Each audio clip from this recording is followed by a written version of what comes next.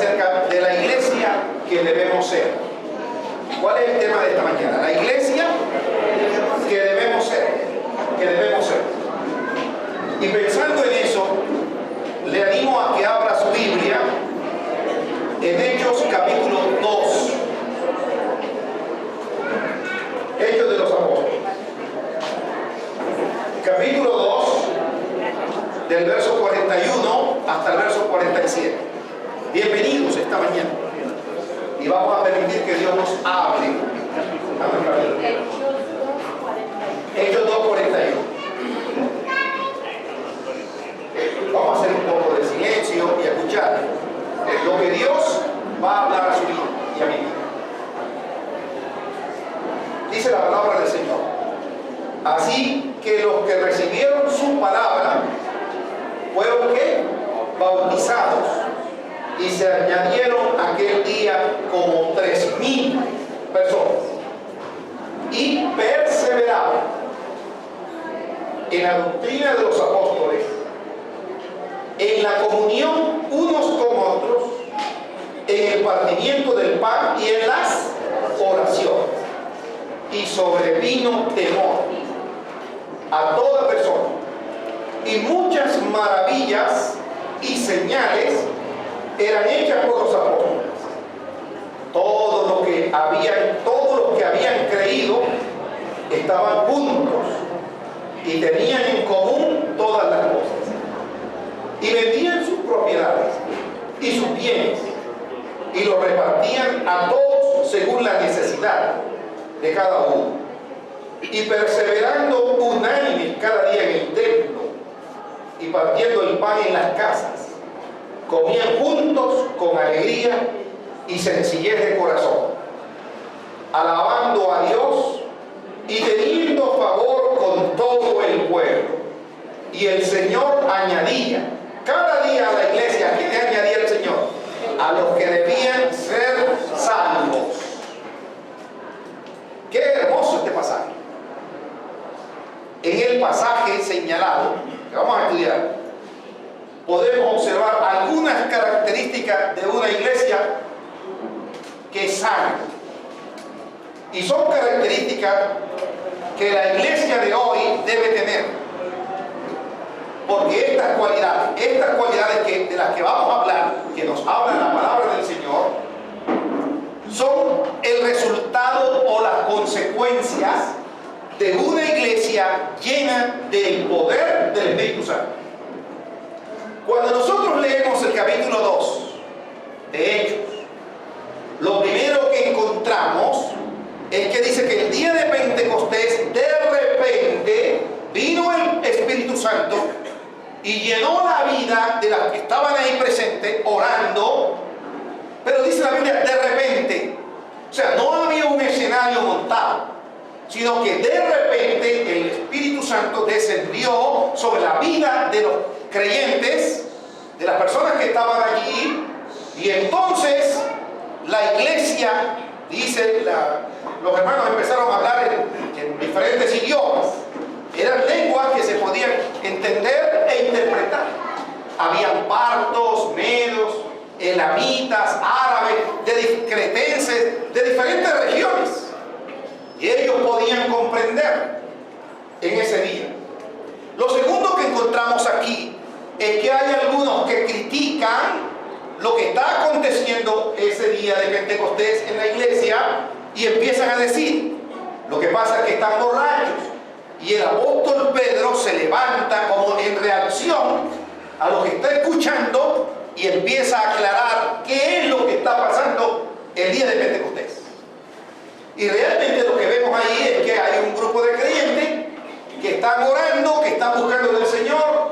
Son apenas las 9 de la mañana, no pueden estar borrachos ni ebrios, nada de estas cosas, sino que están bajo la administración del poder de Dios. Pero cuando llegamos al capítulo 2, versículo 41, como consecuencia del sermón que Pedro predica ese día, miren por un momento el versículo 37. Versículo 37, por un momento. Al oír esto, ¿al oír qué? El sermón que Pedro acaba de al oír esto, se compungieron de corazón y dijeron a Pedro y a los apóstoles: varones hermanos, ¿qué haremos? En otras palabras, la palabra que habían escuchado ese día lo llevó a compungirse de corazón.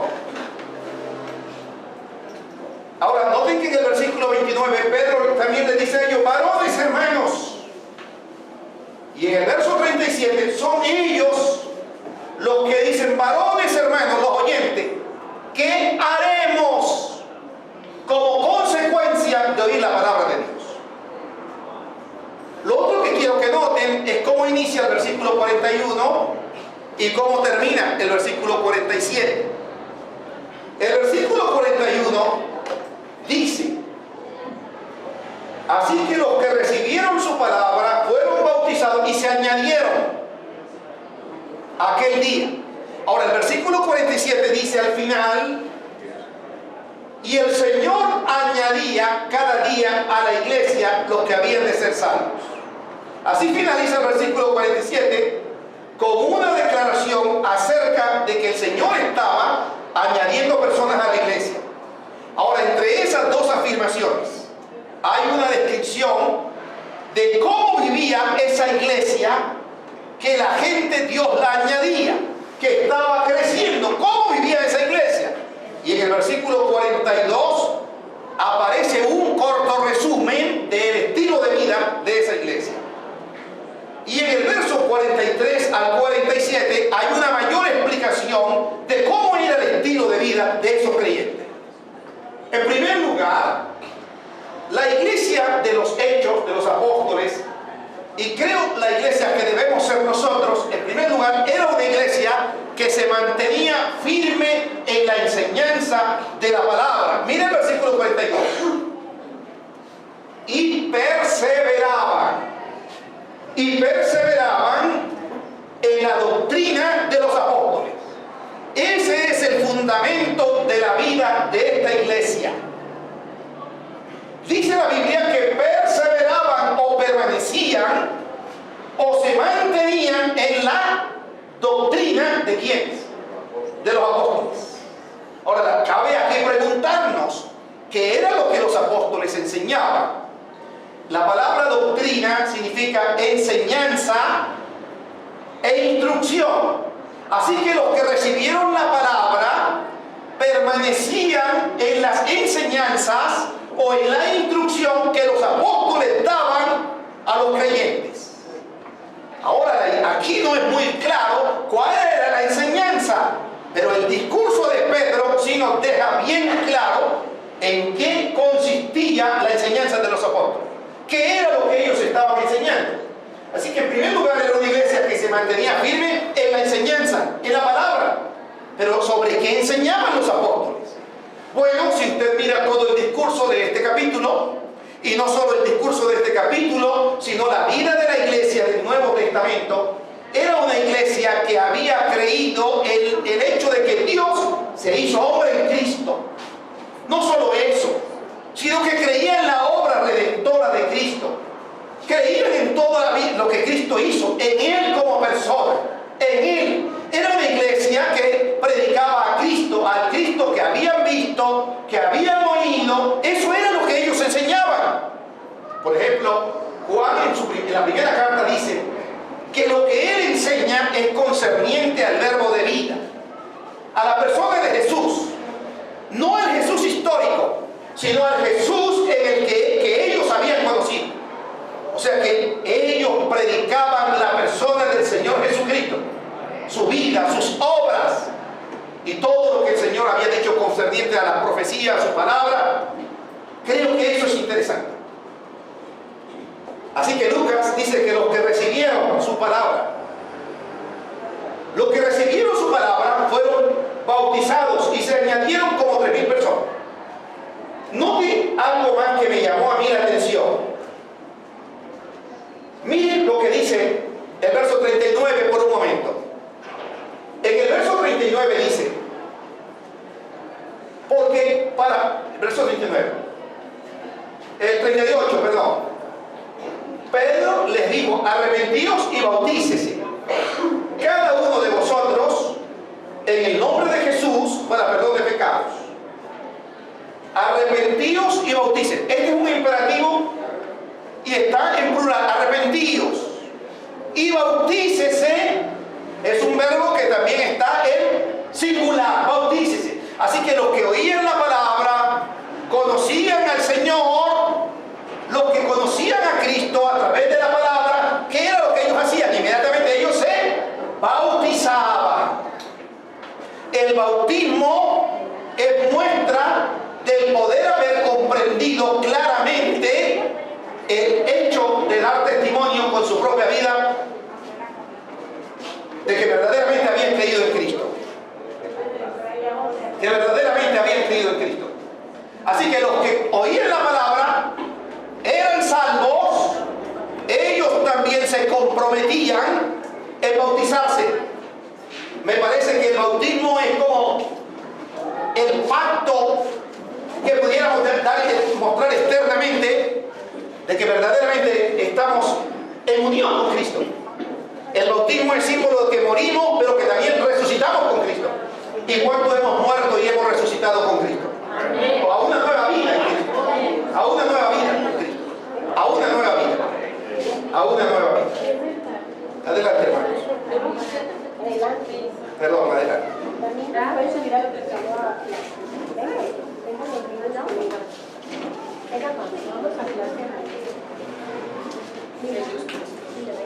Muy bien. Ellos dedicaban tiempo y prestaban atención a lo que los apóstoles les enseñaban. Era una iglesia como los cristianos de Berea, que escudriñaba la palabra de Dios. El fundamento de la iglesia es la palabra de Dios. Ahora, el Señor es esa palabra encarnada. El fundamento de la iglesia es Cristo.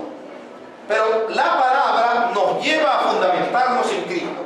Entonces, una de las características, la primera característica es que era una iglesia que amaba la palabra. Ahora, la idea aquí no es simplemente conocer de una manera intelectual la palabra.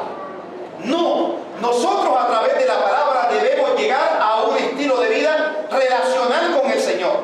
La palabra debe llevarnos no simplemente a una memorización, porque la Biblia dice que debemos oír, pero también ser hacedores de la palabra de Dios. Que a través de la palabra nosotros podamos conocer al Cristo que ha resucitado y vive para siempre y va a venir por una iglesia sin manchas y arrugas. Ahora, ¿qué pasa con la enseñanza de los apóstoles? Miren por un momento el versículo 43. ¿Qué produjo en la vida de los creyentes la enseñanza de los apóstoles? En el verso 43 dice: y sobrevino ¿qué? Y sobrevino temor. Así que la palabra que ellos escucharon, ¿qué produjo literalmente en la vida de esos creyentes? ¿Qué produjo? Miedo. ¿Miedo de qué? De respeto, de reverencia, de tener una vida rendida a los pies de Cristo. Ahora dice, en el verso 43, y sobrevino temor a toda persona, y muchas maravillas y señales eran hechas por los apóstoles. Escuchen eso.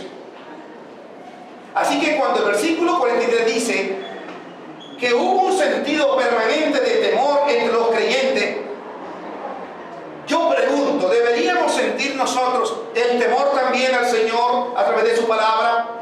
Claro que sí. Se debe a lo que ellos enseñaban, pero esa enseñanza también iba acompañada de los prodigios y señales. Ahora, la idea es, nosotros debemos creer la palabra de Dios tal como es. Los prodigios y señales vienen como consecuencia de obediencia a la palabra de Dios. La iglesia de alguna manera debe creer, o de alguna manera no. La iglesia, cada uno de nosotros, debe creer a lo que Dios dice en su palabra. Y Dios obrará como Él quiere, cuando Él quiere y como Dios quiere. Yo no debo buscar a Dios sencillamente por las señales. Las señales vienen como consecuencia al poder de Dios obrar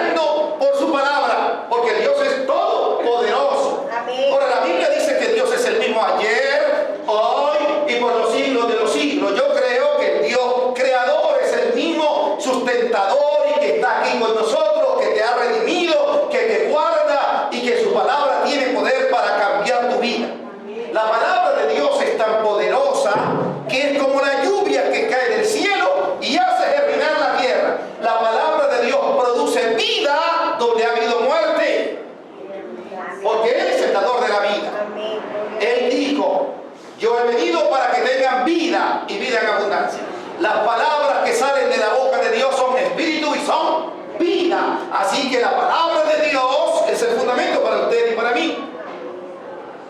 La enseñanza de los apóstoles no era algo que se podía tomar ligeramente. Cuando hablaban, Dios obraba.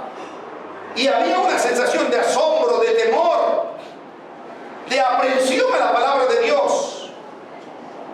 Así que creo que una de las características de nuestras, o a lo que debiéramos llegar a vivir nosotros, es amar la palabra de Dios, obedecer la palabra de Dios. Esta iglesia debe ser amante de la palabra de Dios, no simplemente del libro como libro, no, sino no quedarnos siempre en el aspecto gramatical. No, es importante, pero la palabra de Dios aquí impresa debe llevarme a una mejor relación con el Señor. Ahora, en segundo lugar, otra de las cualidades de una iglesia llena del Espíritu Santo es que es una iglesia que se mantenía firme en una vida ¿de qué? De comunión. Mira el verso 42. Y perseveraban en la doctrina de los apóstoles, en la comunión, unos con otros, dice el versículo 42. Esa es otra característica que vemos aquí. Ahora, la pregunta que yo me hago es, bueno, ¿cómo se reflejaba esa vida de comunión en esos primeros creyentes? ¿Y cómo debe reflejarse hoy día en nuestra vida? Quiero que vea lo siguiente.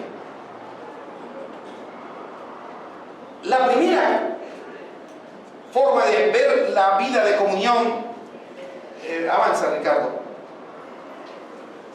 es que describe a una iglesia donde los creyentes tenían una vida de adoración al Señor. O sea, estaban juntos, por ejemplo, en el versículo 47 dice, alabando a Dios. Era una iglesia que adoraba al Señor con su estilo de vida. Porque la adoración no hace referencia solo a cantar. Cantar es una forma, pero la adoración hace referencia a una vida de rendición delante del Señor. Delante del Señor. La adoración, o sea, que es su vida, su estilo de vida, su testimonio, y mi testimonio debe honrar al Señor. ¿Recuerdan las palabras del Padre cuando Jesús estaba siendo bautizado por Juan el Bautista ahí en el río Jordán? Se oye una voz del cielo que dice, este es mi Hijo amado en el cual tengo complacencia. En otras palabras, el estilo de vida de obediencia de mi Hijo me agrada. El hecho que mi Hijo esté cumpliendo la ley agrada a mi corazón, agrada a mi vida. En otras palabras, que nuestro Dios también pueda sentirse agradado o complacido del estilo de vida que usted lleva y que yo llevo. Usted y yo debemos honrar al Señor con nuestra vida todos los días. Sea que vivamos o que muramos, debemos vivir como para el Señor. Amén. ¿Cuántos creen que debemos vivir como para el Señor? Amén. ¿Y qué implica eso? Obediencia. ¿Qué implica eso? Vida de santidad. Ahora, mira el verso 44. La vida, la comunión. Esta palabra viene de koinonía, de tener las cosas en común. Alababan a Dios juntos. Pero no solo eso, comían juntos también. Oraban juntos. Era una iglesia que se apoyaba, se exhortaban los unos a los otros, estaban unidos, se animaban los unos a los otros, oraban los unos por los otros. Así que los cristianos demostraron en forma visible su unidad en Jesucristo. ¿Y de qué otra manera? Dice en el verso 44, todos los que habían creído estaban juntos y tenían en común todas las cosas, de tal manera que vendían sus propiedades para suplir la necesidad de los hermanos en la iglesia. Entonces yo he estado mirando de qué manera se refleja la unidad en esa primera iglesia y debiera reflejarse en nosotros. En primer lugar, una vida de adoración al Señor. En segundo lugar, comían juntos. Comían juntos. En la iglesia primitiva, algunos historiadores dicen que compartían el pan. Y el hecho de partir el pan puede estar haciendo referencia a dos cosas. Uno era que en la iglesia había como un ágape, un banquete, comían juntos. Lo otro, ese partir el pan, puede también hacer referencia a la cena del Señor. Pero yo diría que pudiéramos tomar juntas las dos cosas. Podemos compartir con los hermanos.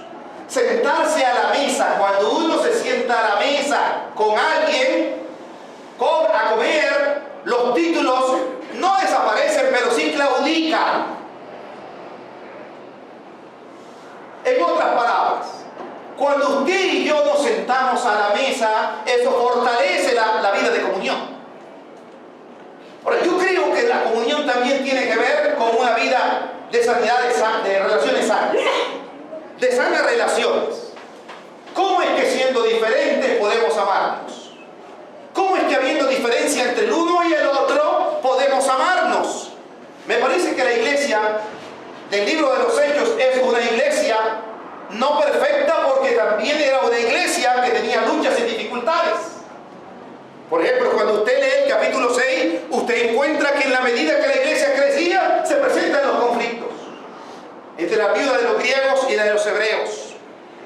Si uno lee las cartas de Pablo, uno encuentra en la carta a Corintios que había divisiones en la iglesia. Habían unos que decían yo soy de Pablo, otros yo soy de Apolo, otros decían yo soy de Cefas, y había otros como que más espirituales y decían nosotros somos de Cristo. Había gente inmoral, un joven convivía con su madrastra. Imagínense usted. Ahora esa es una iglesia a la que Pablo llama santos, pero también le llama carnales. Habían luchas, habían dificultades, pero Pablo les exhorta. Ese no es el estilo de vida que ellos deben llevar. Quiero decirle que puede ser que en la iglesia hay diferencia, pero su hermano no es su enemigo. Si hay gente resentida, enojada el uno con el otro, quiero decirle que su hermano no es su enemigo, es su hermano. Es su hermano. Nuestro enemigo es el mismo diablo, no tu hermano. Así que la Biblia nos enseña que debemos amarnos, que debemos perdonarnos. Ahora, la idea no es criticarnos y destruirnos y dañarnos. La idea es que podamos entender que somos uno en Cristo Jesús. Y podemos amarnos a pesar de las diferencias, a pesar de las luchas. Creo que la madurez está no solo en el hecho de crecer numéricamente, sino que la madurez está en que debemos crecer en amarnos, en amor. Debemos crecer en fe, pero también debemos crecer en la esperanza que tenemos nosotros. Y la esperanza que tenemos nosotros no avergüenza, porque la esperanza que tenemos es en Cristo, que vive eternamente y para siempre. A Él sea la gloria, a Él sea la honra. Ahora quiero que mire al que está a su lado y le diga, hermano, quiero amarte como el Señor me amó a mí. Mira al que tiene a su lado y dígale, no quiero amarte, no. Voy a amarte como el Señor me ha amado a mí, a pesar de las luchas y dificultades. Creo que como iglesia debe haber unidad, debe haber compañerismo entre nosotros. Dios no nos ha llamado a juzgar, a criticar a nuestros hermanos en la fe. Dios nos exhorta a buscar la unidad. Y uno encuentra, por ejemplo, en la primera carta de Pablo a los Corintios, que Pablo dice que el cuerpo es uno solo, pero el cuerpo tiene muchos miembros con diferentes funciones. Pero el ojo no le puede decir a la mano, no te necesito. Ni la mano le puede decir a los pies, no tengo necesidad de ti. Creo que no podemos seguir viviendo en indiferencia, de ninguna manera. porque somos uno en Cristo, porque debe haber un amor recíproco entre nosotros. Entre nosotros. Por favor, que los hermanos ayuden ahí. Así que era una iglesia que estaba desprendida. ¿De qué estaba desprendida? De los bienes materiales. Perdieron el interés por los bienes materiales. Perdieron el interés por los bienes materiales de tal manera, por favor, es que yo perdieron el interés por los bienes materiales de tal manera que cuando veían la necesidad de un hermano, podían compartir para su necesidad, porque la Biblia nos enseña que debemos amarnos los unos a los otros y servir los unos a los otros.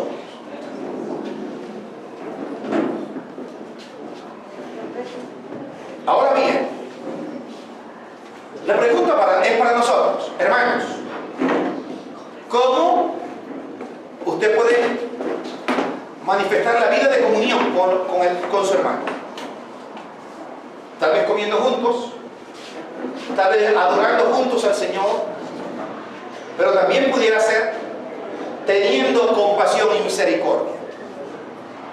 Realmente para mí, quiero decirle lo siguiente. A veces la canasta de amor para mí se torna preocupante, porque parece ser que nosotros, más que traer algo para la canasta de amor, es que también debemos ser misericordiosos. Todo lo que hemos recibido, lo hemos recibido de la gracia del Señor. Y de lo que hemos recibido, de eso damos para edificación y bendición de la vida de los creyentes, y de los hermanos, y de nosotros mismos. Ahora, en primer lugar he dicho que era una iglesia que permanece firme ¿en qué? En la palabra. La segunda cosa, que era una iglesia que vivía en comunión los unos con los otros, en comunión. La tercera cosa, o característica o cualidad, era que era una iglesia que se mantenía firme en el culto al Señor. Verso 46. El verso 46 dice: y perseveraban. ¿En qué perseveraban? Perseveraban unánimes, ¿dónde? En el templo. Ahora dice: y perseverando unánime cada día. Esa expresión cada día, ¿a qué hace referencia? ¿A qué hace referencia? A la constancia, a la permanencia, cada día, a la periodicidad, cada día en el templo. Los cristianos del primer siglo perseveraban. Creo que hoy en día la asistencia a la iglesia se ha vuelto algo rutinario o mecánico. Y yo sí creo que esta mañana usted y yo debemos preguntarnos: ¿por qué vengo a este lugar? Yo creo que es un lugar que se ha escogido para la adoración al Señor, sí, es cierto. Pero yo vengo a este lugar, yo tengo alguna razón. En primer lugar, vengo en una actitud de adoración al Señor. Yo me congrego aquí para adorar al Señor. En segundo lugar, creo que venimos a este lugar porque nos edificamos los unos a los otros a través de la palabra. Y en tercer lugar, creo que también nos reunimos aquí para dar testimonio público de la obra maravillosa del Señor Jesucristo. En primer lugar, venimos a este lugar en actitud de adoración al Señor. El mayor objetivo o la razón por la cual venimos aquí es para adorar al Rey de Reyes y Señor de Señores, para honrar al Señor. La segunda razón es que al venir aquí también venimos porque nos podemos edificar los unos a los otros, porque somos miembros del mismo cuerpo. No entiendo cómo algunos tal vez pretendemos llevar el estilo de vida de la iglesia a la que fue, o de los creyentes a los que fue dirigido el libro de Hebreos. En el libro de Hebreos, capítulo 10, versículo 25, hay una exhortación a los creyentes. En el libro de Hebreos dice: no dejando de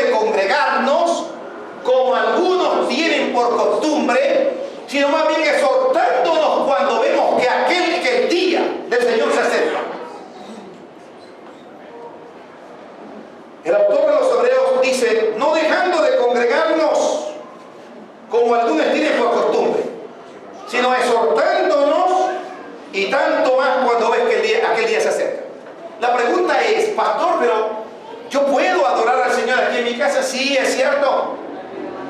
Pero la Biblia también nos enseña que nosotros debemos, en cierta manera, anhelar poder fortalecer la relación con mis hermanos, congregándonos los unos con los otros.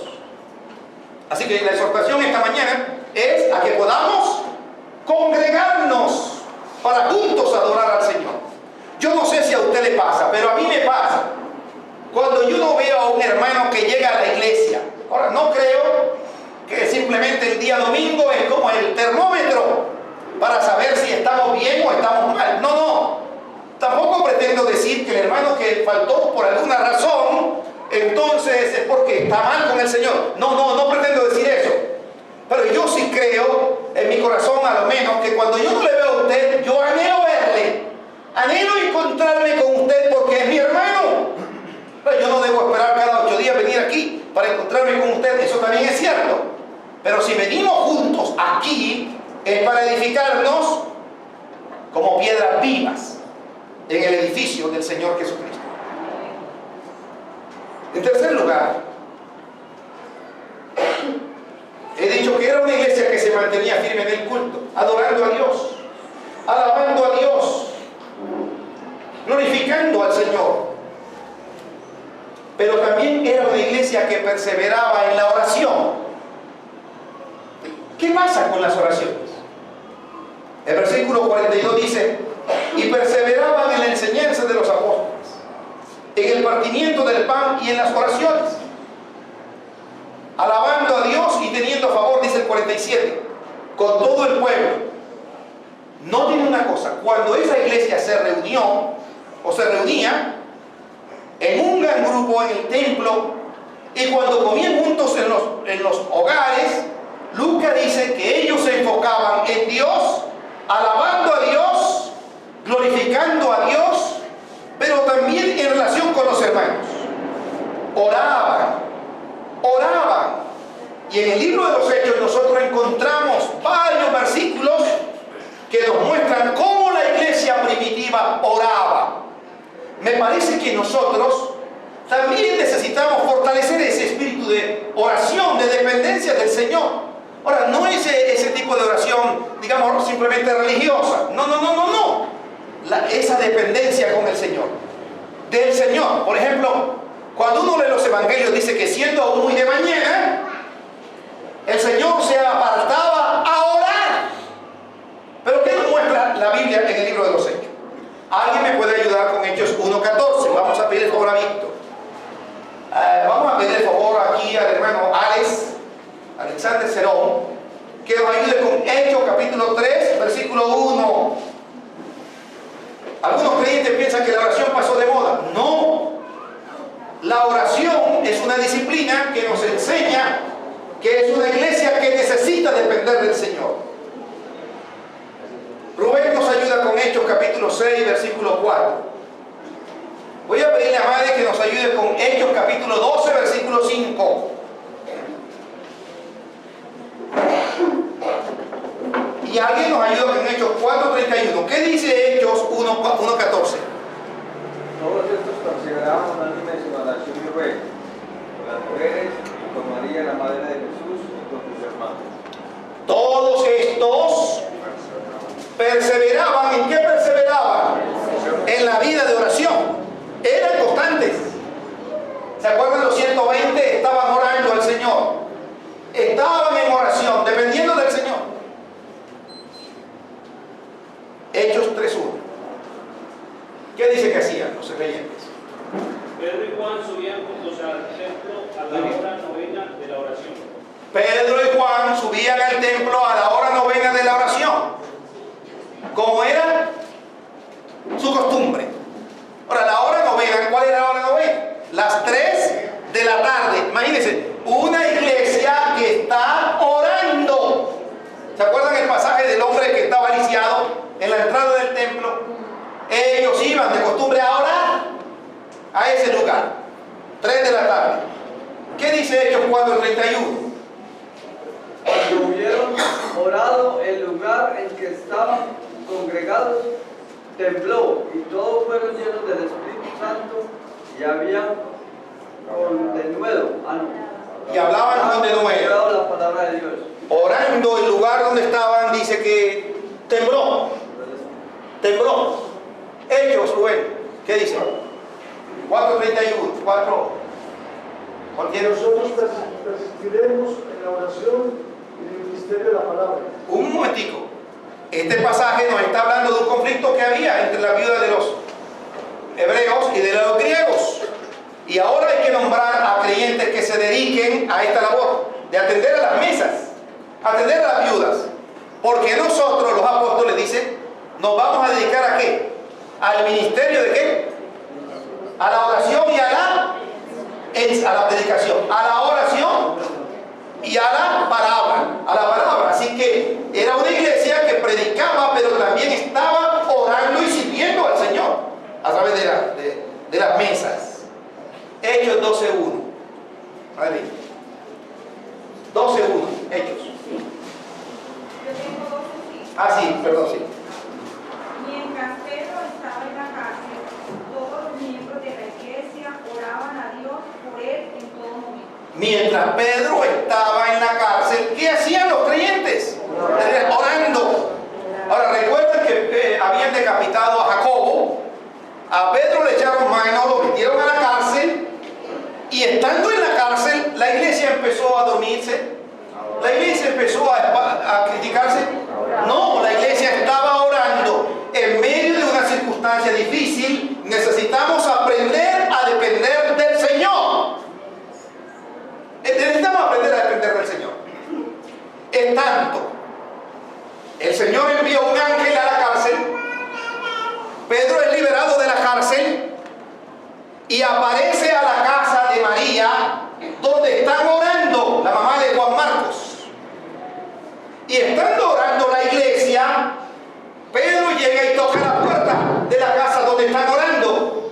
Hay una joven que se llama Rode y está pendiente, y cuando oyó que tocaron la puerta, ella salió a ver qué estaba sucediendo y se dio cuenta que era Pedro y corrió donde los hermanos están orando y le dice: hermano, mire, aquí está Pedro ya. Y sabe lo que dicen. ¿Qué le dicen ellos a ella? Muchacha, tú estás loca, ese no es Pedro, es su ángel.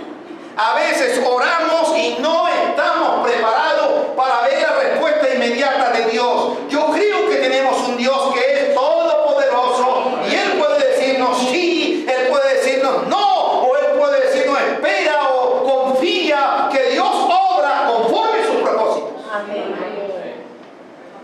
Qué interesante ese pasaje. Así que la iglesia oró. ¿Se acuerdan cuando fueron a enviar los misioneros en el libro de Hechos?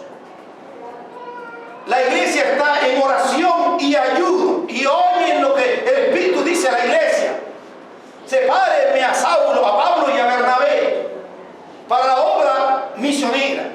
Así que aún para las decisiones misioneras o para cualquier decisión necesitamos la dependencia de Dios. Y nosotros como iglesia este año debemos también depender del Señor para cualquier decisión en la iglesia o en su vida personal. En cuarto lugar, he dicho que era una iglesia que se mantenía en oración, pero también era una iglesia que se mantenía firme en la adoración al Señor. En el verso 47 dice: alabando a Dios y teniendo favor con todo el pueblo. Y el Señor añadía cada día a la iglesia los que habían de ser salvos.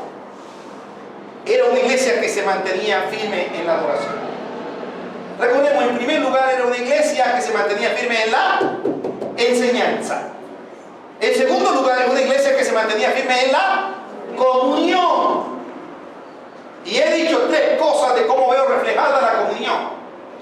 En la vida de adoración, en el hecho de compartir juntos, pero también en el hecho de estar atento a las necesidades, los unos de los otros. Ahora me pregunto, ¿usted sabe de los hermanos que están padeciendo en esta iglesia? ¿Usted sabe de los que están enfermos? Usted sabe de los que ya no están aquí con nosotros. ¿Qué ha sucedido con ellos? ¿Verdad? Ahora, usted dirá, pastor, pero aquí nos vemos muy bien. Sí, pero cada uno tiene sus luchas y sus dificultades. Y necesitamos estar más cerca. Todos esos creyentes, tanto hombres como mujeres, eran predicadores del mensaje. También era una iglesia que daba testimonio públicamente. En el verso 42 dice: perseveraban en la doctrina de los apóstoles, en comunión, en el partimiento del pan, en las oraciones. Dice que todos estaban juntos, tenían todas las cosas en común, estaban juntos en el templo, compartían el pan, pero también servían, y el Señor añadía. ¿Quién era el que añadía? El Señor. Creo que debemos hacer un análisis de nuestra vida y preguntarnos si estamos siendo una iglesia que refleja el estilo de vida de una iglesia llena del Espíritu Santo. Para terminar, permítame, les pregunto, ¿qué creen ustedes que era el eje o lo que fortalecía lo que esta iglesia hacía? Porque era una iglesia llena de alegría. Yo creo que era una iglesia que estaba desprendida de sus posesiones. Estuvieron ansiosos de fortalecer las necesidades de los hermanos. A mí me parece que el punto central está en el versículo 43. En el verso 43 dice: y sobrevino temor a toda persona. Eso dice el verso 43. Sobrevino temor a toda persona. El gozo, una sensación de estremecimiento, de asombro. Hoy en día, para la mayoría de personas que profesan ser cristianos, parece ser que la palabra de Dios ya no nos asombrará. Creo que la ausencia de ese temor tiene efecto sobre nuestra vida. Si tememos a Dios, amamos al hermano. Si hay temor en nuestro corazón, podemos perdonarnos. Si hay temor en nuestro corazón, podemos saber que el hermano no es mi enemigo, es mi hermano en Cristo. Hermanos de la iglesia aquí en Toscana, nosotros anhelamos ser una iglesia ferviente en el Señor, con disposición para servir al Señor, para vivir comprometidos en los diferentes ministerios, sabiendo que todo lo que hagamos es como para el Señor, sin críticas, sin murmuraciones, en un compañerismo sin ignorarnos, en vida de santidad, dando testimonio de Jesús, porque creo que el Evangelio es integral, amándonos, hermanos, amando al hermano que te ofendió, amando su obra, amando la obra misionera, invirtiendo vida, pero también recursos en la obra del Señor, perdonándonos cuando nos hemos ofendido. Recuerde, su hermano no es su enemigo. La iglesia de Cristo es una iglesia que ama, que perdona, que obedece, pero también es una iglesia que glorifica al Señor. Y la gente que no conoce al Señor podrá notar que somos hijos de Dios porque nos amamos los unos a los otros. ¿Cuántos creen que debemos ser una iglesia comprometida con el Señor? ¿Sabe qué anhelamos, hermano? Que este año, cada uno de los presentes, de los que asistimos a esta iglesia, dejemos de ser creyentes pasivos. ¿En qué sentido? Y más bien nos volvamos sujetos activos para la obra del Señor. ¿Cómo así? Qué bueno venir cada domingo y escuchar un sermón, creo que es importante. Pero más que eso, el Señor quiere vidas de personas que podamos decirle al Señor: Señor, heme aquí, estoy dispuesto, Señor, a amar al hermano, amarte a ti en primer lugar, a amar al hermano, pero también, Señor, estoy dispuesto para servirte cada día de mi vida, dando testimonio que verdaderamente te he conocido. Servir, hermano, sin ninguna motivación. Yo no debo servir porque sencillamente recibo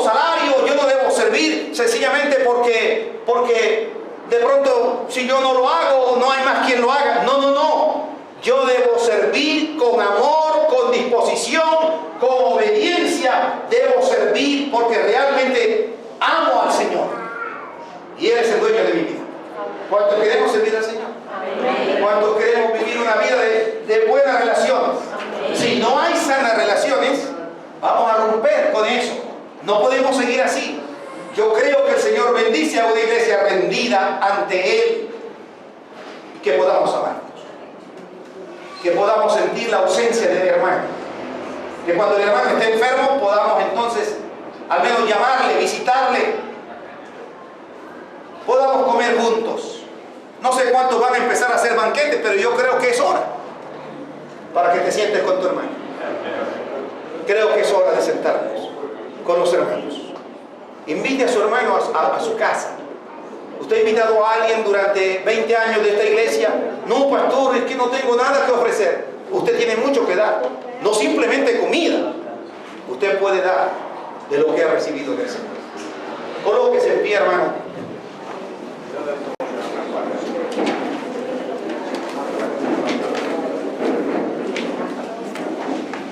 Y este día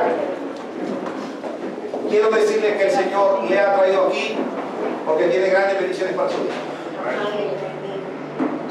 Señor Jesús, quiero darte gracias por la vida de cada persona que ha venido, por cada hermano que está aquí presente, por la vida de esta iglesia. Queremos ser una iglesia que se mantenga firme en la palabra, pero no simplemente en el sentido memorístico de ella, sino una iglesia que sea oidora y hacedora de la palabra. Pero también una iglesia donde podamos amarnos como hermanos y perdonarnos y saber que somos hermanos porque somos redimidos por la sangre del Cordero. Átanos con cuerdas de amor, Señor. Pero también una iglesia que está en oración, que se congrega y que viene aquí no simplemente por venir, sino para adorarte, para dar testimonio, pero para edificación de nuestra vida. Yo ruego que este año cada uno de los que estamos aquí podamos decir: Señor, heme aquí, yo quiero servirte. ¿Y cuántos de los que estamos aquí queremos decirle al Señor: yo quiero servirte, Señor? Levante su mano que yo quiero orar por usted en esta hora, por todos los que queremos servir al Señor. Señor amado, te doy gracias por la vida de cada hermano aquí y de esta iglesia, que es muy especial. Tú nos has puesto aquí para edificación, y aquí nadie nos va a mover, porque hemos venido a servirte, es a ti, Señor. En Cristo Jesús. Amén. Ahora abra sus ojos y denle un fuerte abrazo al hermano que está a su lado y dígale: hermano,